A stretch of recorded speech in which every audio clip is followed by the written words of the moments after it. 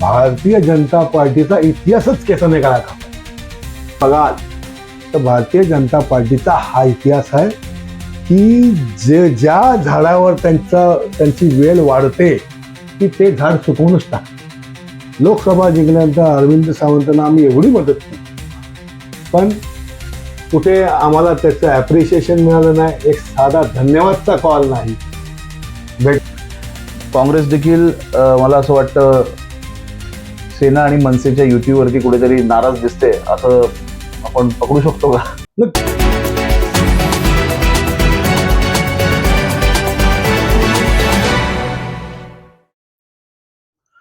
नमस्कार, बातमीकार मध्ये आपलं सर्वांचं स्वागत आहे. मुंबई महानगरपालिकेच्या निवडणुका आलेल्या आहेत. माध्यमांमध्ये रोज नवीन नवीन बातम्या, नवीन नवीन घडामोडी चालू आहेत. पक्षफुटी, उमेदवार फुटी, कार्यकर्त्यांचा पक्ष बदल, अनेक घटना होत आहेत. राजकीय पक्षांमध्ये, युतीमध्ये असलेले किंवा अलायन्स मध्ये असलेल्या पक्षांमध्ये कुठेतरी मतभेद जाणवायला लागलेत. उमेदवारांची गर्दी वाढलेली आणि उमेदवारांमध्ये देखील स्पर्धा जाणवली आहे. असे अनेक विषय सध्या मुंबईत चालू आहेत. नेमकं याचा रिझल्ट काय येणार आहे हे कल्पना नाही. नव्यानेच एक मोठी युती झाली ठाकरे बंधूंची. राज ठाकरे आणि उद्धव ठाकरे हे एकत्र आले. अनेक विषय, अनेक घडामोडी अजून मुंबईत होणार आहेत. उमेदवार जाहीर होण्यावरून रस्सीखेच चालू आहे. अनेक अनेक अनेक अनेक नवीन नवीन विषय रोज बाहेर येत आहेत. अशाच विषयाचा एक विश्लेषणात्मक बातमी करण्यासाठी, एक इंटरव्ह्यू करण्यासाठी आम्ही आलेलो आहोत. आणि आपल्या सोबत दत्तू गवाणकर आहेत, काँग्रेस पक्षाचे सरचिटणीस व प्रवक्ते. दत्तू दादा, स्वागत आहे आपलं. काय सांगता, हे सर्व बघताय, आपण मेन फ्लो मध्ये आहात. ह्या मुंबईचं राजकारण काय चाललंय, महानगरपालिकेच्या निवडणुका बघताय, किंवा आता हे सगळं नव्याने आता नवीन नवीन विषय वेगळ्या पद्धतीने पाहायला मिळत आहेत. काय सांगताय, आता कसं कसं घडणार आहे पुढे, अजून तुमचा काय अंदाज आहे याच्यावरती? शिंदे साहेब, असं आहे की आपण बघाल की महायुती, महाविकास आघाडी किंवा शिवसेना उद्धव बाळासाहेब ठाकरे आणि मनसे यांची युती असेल तर कुठेच काय धड दिसत नाहीये. सर्वच ठिकाणी एवढी भाऊगर्दी आहे की या निवडणुकीला तुम्ही नाराजांची निवडणूक चालेल. कारण प्रत्येक ठिकाणी नाराज दिसत आहेत. माझं तिकीट कापलं जाईल की माझं कापलं जाईल, मला मिळेल की नाही मिळेल, या विवंचनेमध्ये जो तो कॅन्डिडेट दिसतो आहे. आणि आता शिवसेना आणि मनसेची युती झाली तर मनसेला जागा सोडली तर तो शिवसेनेवाला नाराज होतो. शिवसेनेची आहे ते शिवसेना, मनसेवाला नाराज होतो.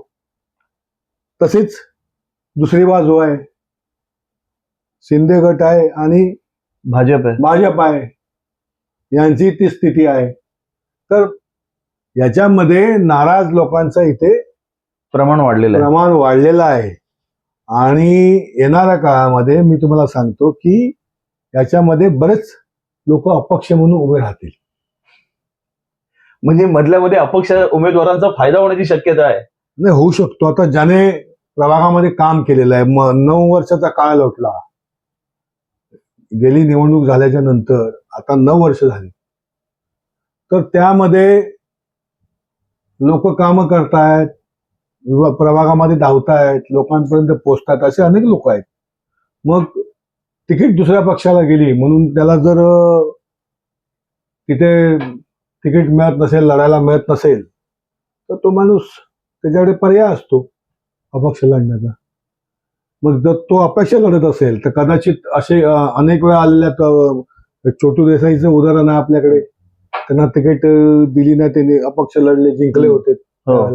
असं प्रत्येक ठिकाणी होणार आहे.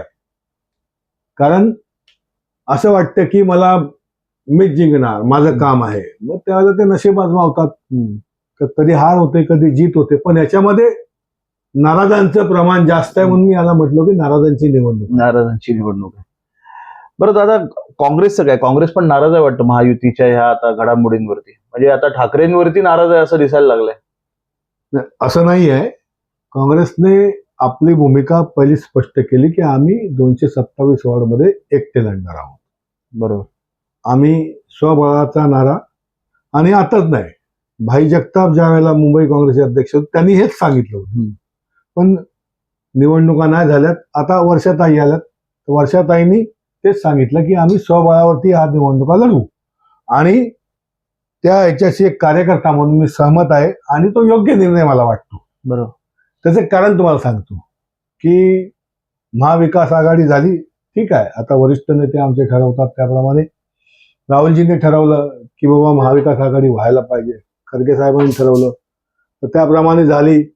लोकसभेमध्ये विधानसभेमध्ये आम्ही जे जे पक्षाचे आदेश असेल तसं आम्ही काम केलं. परंतु आपण बघाल की लोकसभा जिंकल्यानंतर अरविंद सावंतांना आम्ही एवढी मदत केली, पण कुठे आम्हाला त्याचं ॲप्रिशिएशन मिळालं नाही. एक साधा धन्यवादचा कॉल नाही. भेटणं सोडा, एक साधा कॉल करून धन्यवाद कथा असते. विधानसभेला आदित्य साहेबांची तर हालत खराब होती. इथे 8,500 मतांनी जिंकलेत. गेल्या लोकसभेला जेव्हा मिलिंद देवरा आमचे कॅन्डिडेट होते, त्यांना वरळी विधानसभेतून 42,000 मतं होती. त्यांचं उदाहरण सोडून देऊ आपण. गेल्या विधानसभेला इथे प्राध्यापक माने उभे होते आमच्या आघाडीमधून. त्यांना जवळजवळ 22-23,000 मतं पडली. तुम्ही तेवढी मोजा. मग आमची अपेक्षा असते ना, आम्ही तुम्हाला मदत करतोय, तुमच्याकडून काय घेतलेलं नाही. आम्ही पाकिट किंवा पेट्या आम्ही घेतल्या नाहीत. आमच्या खिशातले पैसे खर्च करून आम्ही तुमची निवडणूक लढवली, आणि मी जबाबदारीने तुमच्या चॅनल समोर बोलतोय. बरोबर. तर आमची अपेक्षा असते, काय अपेक्षा असते की बाबा जिंकणाऱ्या उमेदवारांनी कमीत कमी एक कर्टसी कॉल तर द्यावा की बाबा धन्यवाद, तुम्ही आम्हाला मदत केली, त्याबद्दल आभारी आहोत. काही ठिकाणी एखादा मेळावा घेतात किंवा त्या कार्यकर्त्याची मिटिंग घेतात, आभार मिटिंग, धन्यवाद मिटिंग, श्रमपरिहार मिटिंग. मग ते असं काहीतरी या दोन्ही याच्यामध्ये दिसलं नाही आम्हाला. त्याचं कारण असं आहे की शिवसेना काँग्रेस पक्षाला ग्रांटेड पकडते आहे का, आणि असं असेल तर मग ठीक आहे, पक्षाचा आदेश असेल तर पक्ष आदेश म्हणून आम्ही तुमच्याबरोबर असू.